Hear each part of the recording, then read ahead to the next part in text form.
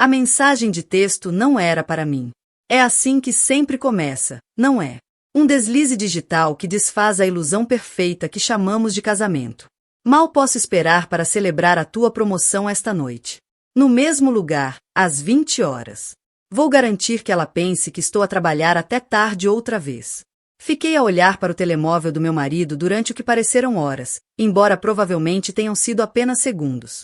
Ele tinha o deixado no balcão da cozinha enquanto tomava banho, descuidado de uma forma que só vem com conforto, com a certeza absoluta de que o teu cônjuge confia completamente em ti. E eu confiava. Há 12 anos que confiava. A mensagem era de alguém guardado como o Alan da contabilidade, mas, a menos que o Alan tivesse começado recentemente a usar Chanel número 5, duvidava que fosse realmente um homem. O perfume permanecia na camisa do meu marido. Às vezes, convencia-me de que vinha da loja por onde ele passava no caminho para casa. Coloquei o telemóvel exatamente onde o encontrei e movi-me mecanicamente até a janela da sala de estar. Lá fora, a primavera acontecia sem a minha permissão. A nossa cerejeira estava a florir, aquela que plantamos quando compramos a casa, prometendo envelhecer juntos debaixo dos seus ramos. Tenho aquela grande reunião com o cliente esta noite, gritou ele lá de cima. Não me esperes. Observei o seu reflexo no espelho enquanto apertava a gravata, a borgonha que lhe ofereci no nosso aniversário. Ele sorria para si próprio, um sorriso privado que agora percebia que não era para mim. A conta Henderson? Perguntei com a voz mais firme do que esperava. Sim, respondeu ele sem hesitação. O Thomas precisa de apoio para a apresentação. Pode demorar. A mentira saiu da sua boca com uma facilidade ensaiada, sem tropeços, sem sinais. Quantas vezes já tinha ouvido variações desta mesma desculpa? Quantos jantares comidos sozinha? Quantas noites adormecida com o brilho do telemóvel, à espera de uma mensagem a dizer que estava a caminho de casa? Beijei-o de despedida naquela manhã com um sorriso que espelhava o seu, falso, ensaiado, escondendo segredos atrás de dentes. Só um de nós sabia que ambos estávamos a mentir. Quando ele saiu, liguei para o trabalho a dizer que estava doente. Nunca ligo a dizer que estou doente. Constituí a minha carreira com base na fiabilidade, em ser a pessoa em quem todos podiam confiar, incluindo ele, especialmente ele. O restaurante onde iam encontrar-se não era difícil de encontrar. Mesmo lugar significava hábitos, padrões, as coisas que as pessoas em casos amorosos desenvolvem quando pensam que estão a ser cuidadosas, mas estão a ser previsíveis. Mas eu não fui lá imediatamente. Não. Primeiro, fiz uma chamada diferente, para o Richard Blackwood, o CEO da empresa onde tanto meu marido como o tal Alan da contabilidade trabalhavam. Eu e o Richard conhecemos-nos em várias funções da empresa, e ele sempre ficou impressionado com a minha formação em direito empresarial, uma carreira que reduzi quando a carreira do meu marido precisou de mais atenção. Richard, é a Clary. Sim, faz algum tempo. Ouve, tenho algo bastante delicado para discutir contigo. Diz respeito a uma das tuas promoções recentes. 3 horas depois, tinha tudo o que precisava. Confirmação de que uma mulher chamada Natalie Parker tinha acabado de ser promovida gerente sênior de projetos, uma posição que aparentemente conseguiu após apresentar o trabalho do meu marido como sendo dela. E o genuíno choque do Richard quando lhe mostrei as provas que reuni durante a tarde. Não tinha planeado vestir-me bem, mas algo cá dentro exigia armadura para a batalha que se avizinhava. Escolhi vermelho, uma cor de poder, o vestido que estava a guardar para o nosso aniversário no próximo mês. Engraçado como os planos mudam. Enquanto aplicava o batom, pensei na última década da minha vida. Os tratamentos de fertilidade que falharam. As oportunidades de carreira que recusei para apoiar o crescimento dele. A solidão que se tornou tão normal que deixei de anotar. Sabes qual é a pior parte? Perguntei ao meu reflexo. Ainda o amo. E isso deixa-me furiosa.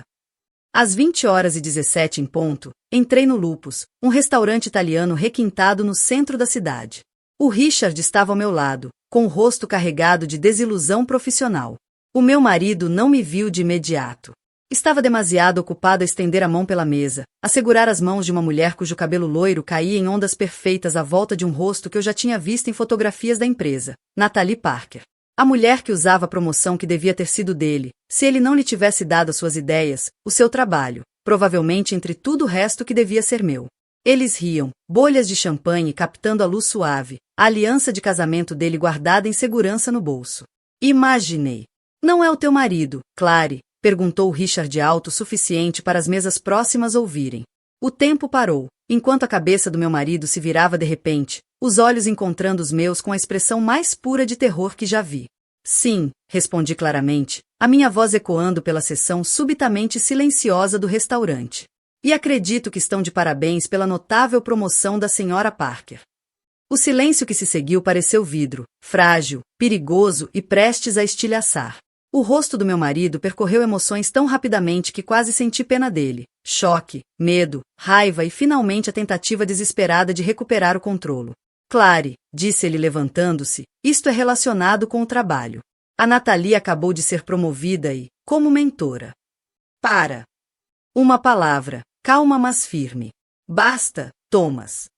A Nathalie olhava para o Richard Blackwood com horror crescente, o copo de champanhe parado a meio caminho dos lábios. O CEO não devia estar ali. Isso não fazia parte do guião dela. Sr. Blackwood, balbuciou, que surpresa. De facto, respondeu Richard friamente, embora não tão surpreendente como descobrir que a proposta que lhe valeu esta promoção parece ter sido amplamente desenvolvida por outra pessoa. O meu marido deu um passo na minha direção, baixando a voz.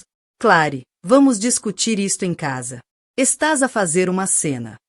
Uma cena, rime, mas sem humor. É isso para ti? Uma cena? Não um momento em que a tua mulher descobre que lhe tens mentido na cara? Há quanto tempo, Thomas? Há quanto tempo isto dura? O seu silêncio foi a minha resposta. Sabes o que é verdadeiramente notável, continuei, a minha voz mais firme do que o meu coração. No mês passado, quando te disse que estava a pensar voltar a trabalhar a tempo inteiro, convenceste-me a esperar. O momento não é o certo, disseste. A minha carreira está num ponto crítico, disseste. Será que era porque precisavas de mim em casa em segurança enquanto construías a carreira da Nathalie, em vez da tua ou da minha? Os comensais próximos fingiam não ouvir, mas o restaurante tornara-se desconfortavelmente silencioso.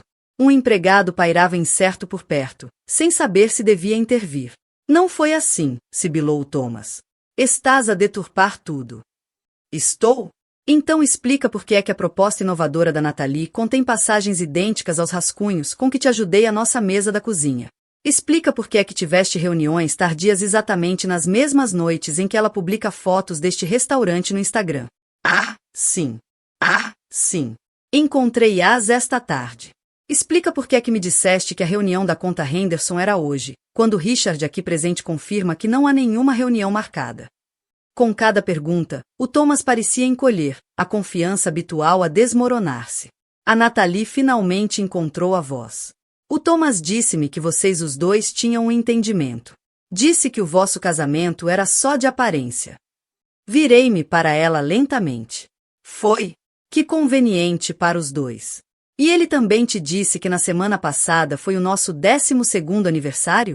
Que andamos a tentar ter um bebê há 3 anos. Que reduzi o meu horário de trabalho para que ele pudesse seguir as suas ambições. O rosto perfeitamente maquilhado dela empalideceu por um momento. Quase senti pena, até me lembrar das mensagens que encontrei. Aquelas em que ela zombava da minha devoção patética a um homem que mal se interessava. Honestamente, talvez te respeitasse mais se tivesses conquistado essa promoção de forma justa, disse-lhe. Mas assumir o crédito pelo trabalho dele enquanto também levas o meu marido, isso é apenas eficiência, suponho. O Richard pigarreou. Sra. Parker, creio que precisamos de rever as circunstâncias da sua promoção. Segunda-feira de manhã, no meu escritório, às 9 horas. O gerente do restaurante apareceu, oferecendo-nos uma sala privada para continuarmos a nossa conversa. Enquanto atravessávamos a zona de refeições, senti olhares nas minhas costas, ouvi os murmúrios. Numa pequena comunidade corporativa como a nossa, isto estaria por todo lado até de manhã. Na sala privada, o Thomas tentou novamente. Clary, estás a exagerar. Foi só um jantar. Só um jantar, repeti friamente. Como foi só umas bebidas no mês passado? Só uma conferência em Chicago em fevereiro? Só um fim de semana de team building em janeiro, quando encontrei areia na tua mala, mesmo sendo um resort nas montanhas? Cada exemplo caía como um estalo. Ele não sabia que eu suspeitava, não sabia que eu andava a recolher essas incoerências como pedras no bolso, tornando-se cada vez mais pesadas com o passar dos meses. Sabes o que mais dói? Continuei, a minha voz finalmente a quebrar. Não é o caso. Nem sequer as mentiras. É o facto de me teres feito duvidar de mim própria. Todas aquelas vezes em que senti que algo estava errado, e tu me convenceste de que eu estava a ser paranoica, insegura, carente. Fizeste-me pedir desculpa por não confiar o suficiente em ti. A Nathalie chorava agora, mas não eram lágrimas de arrependimento, eram lágrimas de medo pela sua carreira, pela sua reputação. O Richard estava à porta, a sua presença um lembrete de que as ações têm consequências profissionais, assim como pessoais.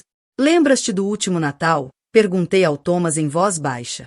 Quando perguntei por que tinhas retirado tanto dinheiro das nossas poupanças, e tu me convenceste de que eu tinha concordado com aquele investimento, que supostamente me tinha esquecido. Esse dinheiro foi para o pagamento inicial do apartamento dela, não foi? O seu silêncio foi outra confissão. Os nossos tratamentos de fertilidade, sussurrei. A dor desta traição, a mais recente. 3 rondas de FIV enquanto dormias com ela. Alguma dessas coisas foi real para ti? Alguma vez quiseste realmente construir uma família comigo? Ou eu era apenas uma história de capa conveniente para a tua vida verdadeira? Eu queria ter filhos contigo, disse ele, a primeira coisa honesta que disse durante toda a noite. Eu só. Tu só o quê? Não conseguiste resistir? Não te conseguiste controlar? Não conseguiste honrar as promessas mais básicas que fizemos um ao outro? Dei tudo a este casamento. Modelei a minha vida em função das necessidades dele, da carreira dele, dos sonhos dele, e durante todo esse tempo ele estava a construir uma vida paralela com outra pessoa. Dei-te tudo, disse eu, as palavras a prenderem-se na garganta. E trataste isso como se não fosse nada. O que o Thomas nunca compreendeu sobre mim é que, por trás do meu exterior prestativo e compreensivo, vivia uma mulher que já tinha sido a principal estratega de contencioso na minha firma. Eu não ficava emocional. Ficava metódica. Enquanto ele acreditava que eu estava em casa a curar o meu desgosto, nas 2 semanas seguintes estava, na verdade, a executar um plano cuidadosamente elaborado. O confronto no restaurante foi apenas o primeiro movimento. Dramático, sim, mas necessário para os destabilizar. Tens a certeza de que queres fazer isto? Perguntou a minha antiga sócia de advocacia, a Jenna, enquanto revíamos documentos no escritório dela. Há formas mais simples de te divorciares dele. Dei um gole no meu café, a mão perfeitamente firme. Não se trata de simplicidade. Trata-se de verdade. A verdade era que eu já suspeitava de algo errado há mais de 1 ano. Chama-se intuição ou autopreservação, mas comecei a documentar incoerências há meses. Extratos de cartão de crédito que não batiam certo com as histórias dele. Quilometragem do carro que não podia ser explicada pelos supostos trajetos. E-mails de trabalho que vi de relance e que contradiziam os projetos que ele dizia estar a fazer. O que não contei ao Thomas no restaurante foi que já tinha reunido com nosso consultor financeiro 3 dias antes do incidente da mensagem. Algo nos nossos documentos fiscais parecia estranho, e eu tinha razão. O Thomas tinha estado a desviar fundos da empresa para uma conta separada. Não quaisquer fundos, especificamente, o orçamento atribuído ao projeto que deu a Nathalie a promoção. A empresa vai querer lidar com isto discretamente, observou a Jenna. Casos de fraude corporativa são pesadelos para as relações públicas. O Richard compreende isso, respondi. Foi por isso que concordou com os meus termos. Esses termos foram cuidadosamente construídos, uma investigação completa sobre as irregularidades financeiras, com a promessa de que, se a empresa tratasse o assunto de forma ética, eu não levaria o que sabia aos concorrentes nem à imprensa. Entretanto, eu estava a construir outro caso inteiramente. No dia seguinte ao confronto no restaurante, enquanto Thomas dormia num hotel, por exigência minha, fui ao médico para um painel completo de DST. Não porque suspeitasse de algo. Eu precisava de saber. Está tudo limpo, disse o médico com um sorriso simpático. Mas Clary, os seus níveis hormonais. Tem tomado medicação de fertilidade recentemente? Não tinha. Não há 3 meses, desde a nossa última tentativa falhada de FIV. Uma chamada rápida à nossa clínica de fertilidade confirmou o que eu começava a suspeitar. O Thomas tinha pedido que enviassem as renovações das prescrições dele para um endereço diferente. Ele tinha andado a sabotar os nossos tratamentos de fertilidade, provavelmente para evitar complicações de gravidez com a sua vida dupla. Cada nova descoberta devia ter me devastado. Mas, em vez disso, senti uma estranha clareza. Cada traição era mais uma prova. Mais uma ferramenta que podia usar. Estás a lidar com isto de forma notável, observou a minha irmã. Quando finalmente confiei nela. Não estou a lidar com isso, de todo, respondi. Estou apenas a preparar-me. A parte mais difícil foi manter a normalidade quando Thomas começou a sua campanha para salvar o nosso casamento. As flores. Os pedidos de desculpa em lágrimas. As promessas de terapia e mudança. Ele acabou completamente e permanentemente com a Nathalie. As palavras foram dele, e parecia genuinamente desesperado para reparar o que tinha quebrado.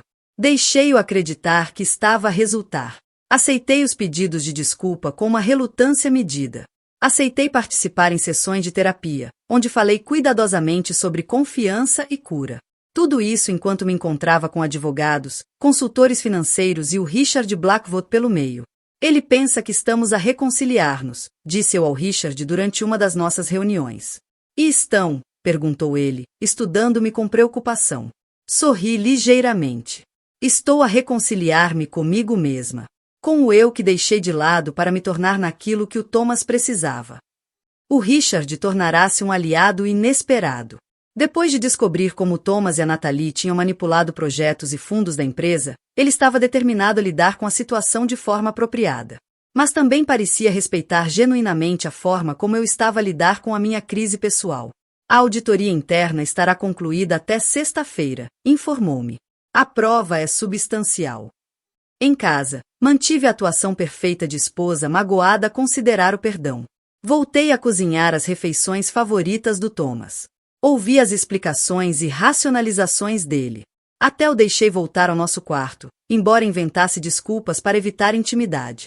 Acho que estamos a fazer progressos reais, disse-me ele esperançoso uma noite, 3 semanas depois do confronto no restaurante. Acho que sim, também, respondi. E, de certa forma, não era mentira. Estava a fazer progressos tremendos, apenas não em direção ao objetivo que ele imaginava. A descoberta mais impressionante veio de uma fonte improvável, a assistente da Nathalie, a Jade. Ela contactou-me através do LinkedIn com uma mensagem simples. Tenho informações que talvez queira sobre o seu marido e a Nathalie. Durante um café, num local bem longe do escritório deles, a Jade revelou que a Nathalie andava a gravar conversas com o Thomas. Seguro, chamou-lhe, caso as coisas corressem mal. Essas gravações incluíam discussões sobre como tinham usado os meus contributos no trabalho do Thomas para desenvolver a proposta que lhe valeu a promoção. Discussões sobre os planos futuros deles. E, mais incriminatório, estratégias para continuar a enganar-me. Por que estás a contar-me isto? Perguntei a Jade. A expressão dela endureceu. Porque ela fez o mesmo com o último homem casado com quem esteve. E porque ela assume o crédito pelo trabalho de toda a gente, incluindo o meu. Não julguei as motivações da Jade. Em batalhas estratégicas, não se questiona por que aparecem aliados. Aproveita-se simplesmente a vantagem que eles trazem. E eu estava prestes a usar todas as vantagens que tinha acumulado. A reunião do conselho estava agendada para segunda-feira de manhã. O Thomas não fazia ideia de que seria o tópico principal da discussão, ou que eu tinha sido convidada a participar. Enquanto preparava roupa para a reunião, um fato cinza carvão que não usava desde que deixei a firma, não senti raiva ou tristeza, mas uma estranha sensação de despertar. A mulher que tinha apagado sua própria luz para ajudar o Thomas a brilhar tinha desaparecido. No seu lugar, estava alguém que eu quase me tinha esquecido que existia. A estratega. A defensora. A mulher que nunca recuava perante uma luta. Espero que estejas pronto, sussurrei ao meu reflexo. Porque amanhã, a verdade vai ser revelada. A sala de conferências da Parker & Reed Consulting ficou em silêncio quando entrei com o Richard Blackwood ao meu lado. Os membros do conselho, 7 homens e 2 mulheres em trajes de negócios impecáveis, trocaram olhares de confusão. Isto não estava na agenda deles. O Thomas já estava sentado, a rever materiais da apresentação. Quando me viu, a cor desapareceu do rosto. Clary, o que estás a fazer aqui? Antes que pudesse responder, as portas duplas abriram-se novamente e a Nathalie Parker entrou, parando abruptamente ao ver-me. Por favor, todos sentem-se, disse o Richard, a sua voz autoritária a cortar a tensão. Temos um assunto sério a tratar antes da agenda regular. À medida que todos se acomodavam, permaneci de pé, colocando uma pen USB na mesa. Muitos de vocês conhecem-me como esposa do Thomas Reed, comecei, a voz firme apesar do coração acelerado.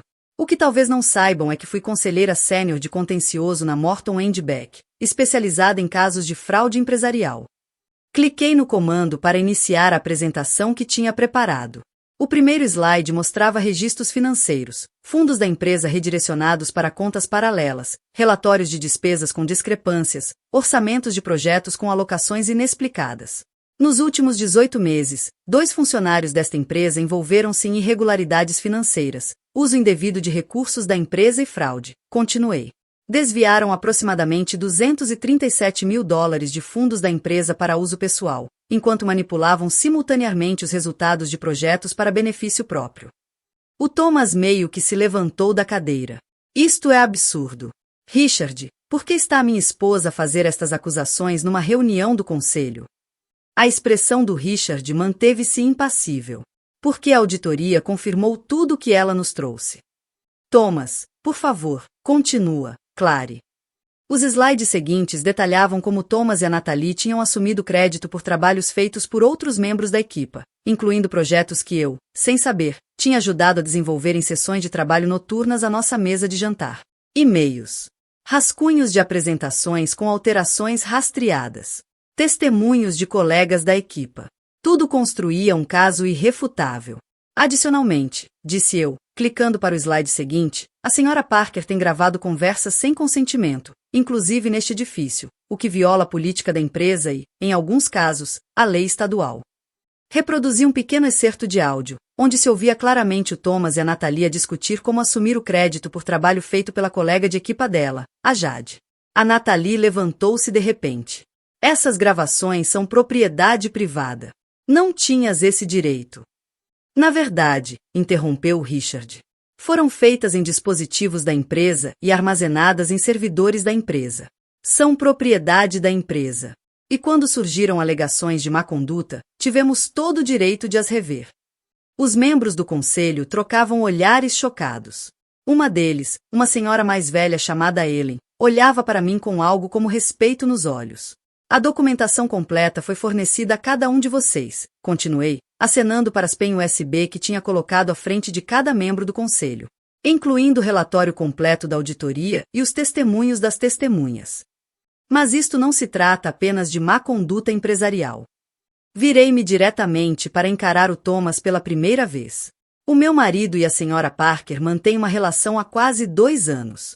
Durante esse tempo, usaram recursos da empresa para facilitar o caso, incluindo relatórios de despesas falsificados para estadias em hotéis, manipulação de horários de trabalho e falsas declarações sobre o paradeiro deles, tanto para a empresa como para mim.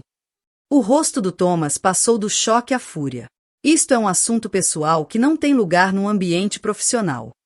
Tornou-se um assunto empresarial, contrapôs o Richard. Quando usaste fundos da empresa para sustentar a tua relação extraconjugal, incluindo, ele consultou as notas. $42 mil como entrada para o apartamento da Sra. Parker. Um dos membros do conselho tirou os óculos, incrédulo. Isto é verdade, Thomas. O silêncio do meu marido foi condenatório. Há mais, disse eu em voz baixa. Os tratamentos de fertilidade que o Thomas e eu, supostamente, estávamos a fazer juntos, ele sabotava deliberadamente. Mandava as prescrições para outro endereço. Faltava a consultas importantes. Tudo enquanto fingia querer formar uma família comigo. Essa revelação não era estritamente relevante para o caso empresarial, mas eu precisava que ficasse registrada. Precisava que todos entendessem a profundidade da traição. À luz destes factos, disse o Richard, assumindo a palavra, estou a recomendar a demissão imediata de Thomas Reed e Natalie Parker desta empresa. Recuperação total dos fundos desviados. E encaminhamento das irregularidades financeiras para as autoridades competentes. A votação foi unânime. Quando chamaram a segurança para escoltar o Thomas e a Natalie para fora do edifício, o meu marido fez uma última tentativa desesperada. Clary, disse ele, com a voz a quebrar. Tudo o que fiz foi por nós, pelo nosso futuro. Tens de acreditar em mim. Olhei para ele. Olhei mesmo para ele. Talvez pela primeira vez em anos. O homem que eu tinha amado, apoiado e em quem tinha acreditado. O homem que traiu todas as promessas que fizemos. A coisa mais valiosa que alguma vez te dei, respondi calmamente. Não foi o apoio na carreira, nem as oportunidades sacrificadas, nem sequer o amor. Foi o benefício da dúvida. E isso, nunca mais vais ter de mim. Enquanto eram levados, a Ellen, do conselho, aproximou-se de mim. Foi bastante impressionante, disse ela. O Richard disse-me que deixaste uma carreira jurídica promissora. Deixei, confirmei. Ela deu-me o seu cartão. Quando estiveres pronta, acho que devíamos falar sobre o teu futuro. A minha firma podia usar alguém com a tua atenção ao detalhe e pensamento estratégico. À medida que a sala se esvaziava, o Richard ficou para trás. Valeu a pena? Perguntou com suavidade. Trazer tudo à luz desta forma? Pensei cuidadosamente na pergunta. Os segredos prosperam na escuridão, disse finalmente. Já tive o suficiente disso. Seja o que for que venha a seguir, pelo menos será a luz. Ao sair do edifício, o meu telemóvel vibrou com uma mensagem do Thomas. Arruinaste tudo. Espero que estejas satisfeita. Não respondi. Já não havia nada a dizer ao homem que em tempos foi o centro do meu universo. Em vez disso, enviei uma mensagem à minha irmã. Está feito. Estou a caminho de casa. Casa. Não a casa que partilhei com o Thomas. Já tinha levado os meus pertences essenciais para a casa de hóspedes da minha irmã. Casa para mim mesma. Para a mulher que quase me tinha esquecido de como ser. 6 meses podem mudar tudo. Ou nada. No meu caso, mudaram completamente as circunstâncias externas da minha vida, enquanto revelavam simplesmente o que sempre esteve dentro de mim. O divórcio foi finalizado com uma rapidez surpreendente. O Thomas não contestou, não depois das provas que compilei. A casa foi vendida em poucas semanas, no mercado aquecido, e o lucro, menos o que ele devia pelos fundos da empresa mal utilizados, foi dividido segundo o acordo. Não lhe tirei tudo o que tinha, embora minha advogada insistisse que podia. Alguns disseram que isso era fraqueza da minha parte. Eu vi de forma diferente. Não queria nada que nos mantivesse ligados. Nenhuma razão para contato futuro ou conflito. Cortes limpos curam mais depressa. A Nathalie enfrentou as suas próprias consequências. Sem a proteção do Thomas, toda a extensão das suas manipulações profissionais veio à tona. A última vez que soube dela, tinha se mudado para outro estado, a tentar reconstruir uma carreira manchada por escândalo. Não lhe desejei bem, mas também já não lhe desejava nada. A indiferença, descobri, é verdadeiramente o oposto do amor. Aceitei o cargo que a Ellen me ofereceu na sua firma de consultoria jurídica, especializada em governança corporativa e ética. Uma ironia que não me passou despercebida. O meu primeiro grande cliente foi a empresa do Richard, a ajudá-los a fortalecer os seus controlos internos e mecanismos de supervisão. Sabes, disse o Richard durante uma das nossas reuniões. Alguns diriam que orquestraste toda esta situação a teu favor. Sorri ligeiramente. E tu, o que dirias? Diria que simplesmente garantiste que, por uma vez, a verdade trabalhasse a teu favor. Os momentos mais difíceis surgiram de forma inesperada. Encontrar a caneca de café preferida do Thomas numa caixa que eu estava a desempacotar no meu novo apartamento. Passar de carro pela clínica de fertilidade onde investimos tanta esperança. Acordar no dia que teria sido nosso aniversário, esquecendo momentaneamente que tudo tinha mudado. Mas também houve alegrias inesperadas. Redescobrir a minha confiança profissional. Reconectar-me com amigos de quem me afastei durante o casamento. O prazer simples de tomar decisões baseadas apenas nas minhas próprias preferências. A minha irmã preocupava-se que eu estivesse a evitar processar a dor ao mergulhar no trabalho. Não estou a evitar, disse-lhe durante o nosso jantar semanal. Só não estou a deixar que isso me defina. E não deixava. A traição mudou-me. Mas não me destruiu. Há um tipo particular de força que vem de sobreviver àquilo que pensavas que te destruiria. Numa noite fresca de outono, encontrei-me de novo no Lupus. O local do confronto que pôs tudo em movimento. Não foi uma escolha deliberada. Uma colega sugeriu o restaurante para jantar, sem saber do seu significado na minha história pessoal. Quando nos sentamos à mesa, ironicamente, não longe do local onde encontrei o Thomas e a Nathalie naquela noite, a minha colega comentou o bronzeado da minha aliança, que finalmente estava a desaparecer. Tu nunca falas do teu divórcio, observou ela. Deve ter sido difícil. Considerei a pergunta enquanto abria o guardanapo. A parte mais difícil não foi perdê-lo, disse finalmente. Foi perceber que aquilo que pensei que tinha, aquilo em que construía minha vida, nunca existiu realmente. Arrependes-te dos anos com ele? O empregado chegou com água, dando-me um momento para pensar. Arrependo-me de ter deixado que me tornasse mais pequena, disse depois que ele saiu. Arrependo-me dos sonhos que adiei indefinidamente. Mas não me arrependo de ter amado por completo, mesmo que isso não tenha sido retribuído da mesma forma. Mais tarde nessa noite, enquanto caminhava para casa pelo ar fresco, o meu telefone vibrou com uma mensagem. Era do Thomas. Rompendo 6 meses de silêncio. Tenho saudades tuas. Cometi o maior erro da minha vida. Podemos falar? Parei debaixo de um candeeiro de rua e li-a 2 vezes. 6 meses atrás, ou até mesmo 3 meses atrás, essas palavras talvez tivessem abalado os alicerces que eu estava a reconstruir. Agora, eram apenas palavras de alguém que eu costumava conhecer. Não respondi. Não respondi. Em vez disso, apaguei a mensagem e continuei a caminhar, os meus passos leves e firmes no pavimento. Algumas pessoas entram nas nossas vidas para ficar. Outras vêm para nos ensinar algo essencial sobre nós próprios antes de partirem. O Thomas ensinou-me a minha própria força, não ao apoiá-la, mas ao testá-la até o limite. Ao chegar ao meu prédio, parei para olhar para o céu noturno, algo que raramente fazia durante o meu casamento. Um punhado de estrelas era visível, apesar das luzes da cidade, duradouras e distantes. Obrigada, sussurrei. Não ao Thomas, nem a Deus, nem sequer ao destino, mas a mim mesma. A eu que foi paciente o suficiente para recolher provas, corajosa o suficiente para encarar a verdade, e forte o suficiente para construir algo novo a partir das cinzas do que foi perdido. O casamento terminou. A traição foi exposta.